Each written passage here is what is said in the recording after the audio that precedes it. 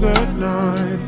There's something about you, trying to ignore the sign. Welcome back to my channel. I'm Yakeria Sinae, and today I am back with another freaking video. So for today's video, I'll be doing my first drive with me, and I actually recorded this video yesterday, but I just did not like the footage. But the destination today is work. Today's music will be this Lauryn Hill, the Miseducation of Lauryn Hill CD. And you're probably like, girl, it's 2020. Why do you still have CDs? Through quarantine, I guess, I rediscovered a lot of the things that I enjoyed doing in childhood that just didn't feel like a task or chore. Of course, I love listening to music. Music is just one of the things that I fell in love with. But music is one of the things that I just love.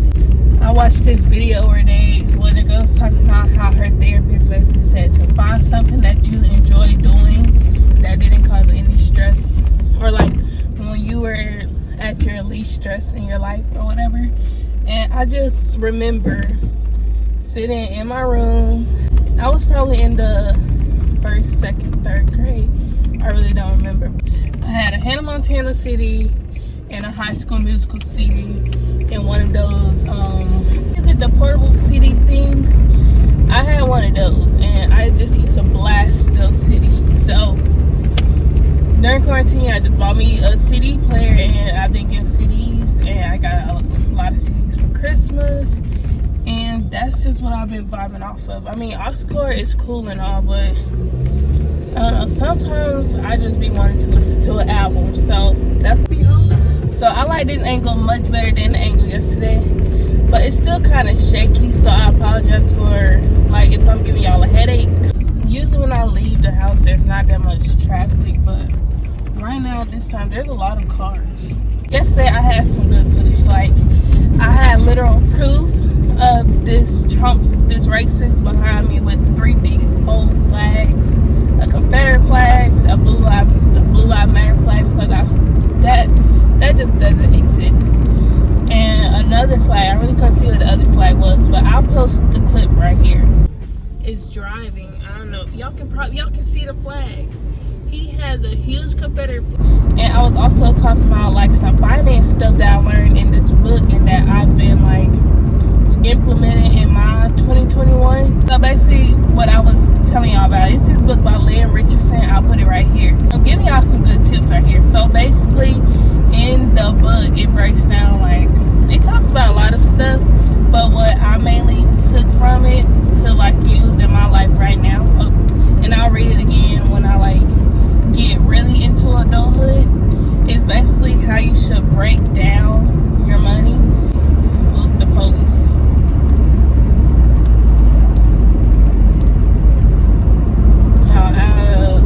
The police always like make me anxious. So let's just say you get paid $100. So 10%, if you are a tither and like into like tithing and paying God, the first 10% that you should take out will be for your tithes, which is $10 of 100. You know, you can do the calculation. I'm not even gonna go into that. The first 10% you should pay to God if you're a tither. I believe in tithing. I've seen like what it's done for me, and that's something that I'll continue to do and to make sure that I always do. So the first 10% should be paid to God, which 10% is not even like, it doesn't play a dent in your paycheck. So out of $100, 10% would be $10, so you still have $90 left. So after that 10%, you then want to pay yourself 10%. And when I say 10% pay yourself, I don't mean like pay yourself to go like spend it or whatever. I say pay yourself and then put it in a savings account. And when I say savings account, I don't just mean the savings account that's linked to your direct deposit. I mean that's linked to your credit card that you continue to transfer out of. No, I mean a savings account that you cannot touch at all until a specific date or until you've reached the goal that you want to reach. And this savings account should also build some type of interest. So I'm with Navy Federal. It's a credit union, and the way that I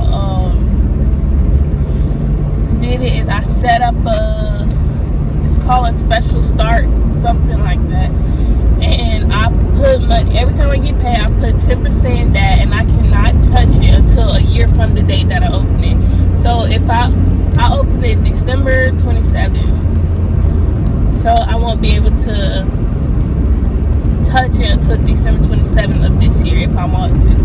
But while that money is sitting there, while I'm adding money to it, it's also adding more, interest to it. So I basically get paid some money for saving in that account. But if your bank or whatever, if you can't open an account like that, then you can go to a bank that's like across town that you know you won't touch, or you know you won't like feel like going to that bank, and you can open a savings account over there. But when you open this savings account, do not get a credit card for it, because that's only going to tempt you to like want to withdraw or like transfer. So just leave that money where it is, and do not get a credit card for it or a debit card, and just have the account, and every time you get paid, continue to put money into that account. Okay, so next, you're probably like, so how am I have spending money if me paying myself isn't for spending money? So actually, you get 30% to actually spend on yourself, and this 30% can go towards gas, lunch, if you want to go out to eat with friends, the movie theater, if you want to get your nails done, hair done, haircut, whatever. That 30% will go to that. And with that 30%, you want to get cash. So you want to go to the ATM and you want to calculate like what 30% of your paycheck is, and you'll cash it out and get cash. And what I think this helps with is, when you have a credit card, I know I just be swiping, and I don't think twice about like what I'm doing or like what I'm swiping. So when you have cash, you have a vivid representation of like how much you have to spend. So just say if I have $20 left over 30% that I had to spend, and just say I want to get my hair done, or I need it to last me until next week, I'm not about to go and spend $10 plus on a Chick-fil-A meal. It'll just make me more wise with my spending, you know. And then the last 50% of your paycheck will go towards bills. So for me, at my age, I only have to pay for my phone bill and my insurance, and like that's it right now. But like this month, I used that 50% to like buy books, buy school stuff, things like that. So this 50% is for your necessities and for your bills. And of course, like when you get older, you have like light bill, mortgage, stuff like that to pay for out that 50%. So of course things will be different. But one thing I did read in the book is that let's just say if the 50% you have is not enough for your bills, then you'll basically have to like sacrifice. So yeah, I'm so sorry for this shakiness. So what you'll do is either you'll take some out of your 30%, or you'll just like make arrangements or something like that. But one thing you do not do is you do not touch the 10% from God to God, and you do not touch the 10% to yourself, because God and yourself are the two most important people, and that's who you should focus on first. Because why pay everybody else but not pay yourself? That's just how I thought about it. So yeah, this is the book right here. If you want to read it, I suggest it. Yeah, it's helped me this year. I'm more wise with my money. I'm not just spending to spend. I wish I read it like a year ago, but I'm grateful that I read it when I have. I just dropped my freaking Pop-Tarts.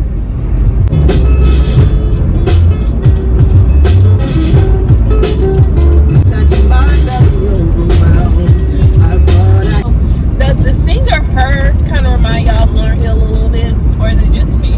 Like her flow, her lyrics, like her tone, it kind of reminds me of Lauryn Hill. Maybe it's just me, but especially her song Lost Souls, that really reminded me of a Lauryn Hill song. Like I really feel like they should do a collab. Y'all, I really feel like since I got my car, I've become more responsible, or like stepping into adulthood. So I've been responsible, but like I've never had responsibilities besides like my phone bill and like just simple stuff like prom, graduation, stuff like that. But that's not really adulthood and like keeping up with stuff and like, yeah. So anyways, what was I about to say? I really, since I dropped that big amount of money on my car, if y'all haven't seen the video, go watch it. I'm posting it right here. But so what I did was I gave myself like $25 to spend until my next paycheck. And like I was saying earlier, like when you have the cash in front of you and like make it plain and make it real, you realize that you don't want to be spending it like that. Like you want to make it stretch. So I'm forcing myself to make this $25 stretch until next week. So every time I be like, oh, I want to stop here, I think about it. I don't even be realizing how fast I be going. But I look down at the odometer. Is that kind of odometer? I look down where it tells you your speed and know it's like I'm probably going 25 over the freaking speed limit. Baby girl, respect is just a minimum. The second verse is dedicated to the men. How you go in when you ain't right within? Come again. Is there a difference between loving someone and being in love with somebody? And my answer to that question is yes. Like, couples say it all the time, like, I love you, but I'm just not in love with you anymore. I feel like loving someone, that will never go away. Like, once you love someone, you love them, you care about them, like, you care what happens to them. I mean, of course you can lose love, but even when couples divorce or whatever, they still love each other and like care about each other. They're just not in love anymore. Like, that just doesn't work for them. So yeah, I feel like that's the difference. Like, you can love somebody, but you may not be in love with them. Like, just say two best friends, a male best friend and a female best friend. They love each other, but they're not in love. Like, oh, you're welcome. I hate when I let somebody out and they don't like wave their hand or something. Like, rude. Ugh. And he was black. Like, I feel like black men are just white men with color. Like, they don't get as much privilege as white men, but they're still men. Men are men. Like, they don't get as much privilege as white men, but they're still men. Men are men. Black men are white men with a little less power. Yeah, I hate driving my big trucks because they just feel like they own the road. Like, I'm gonna take my little Nissan, I'm gonna get out there with you.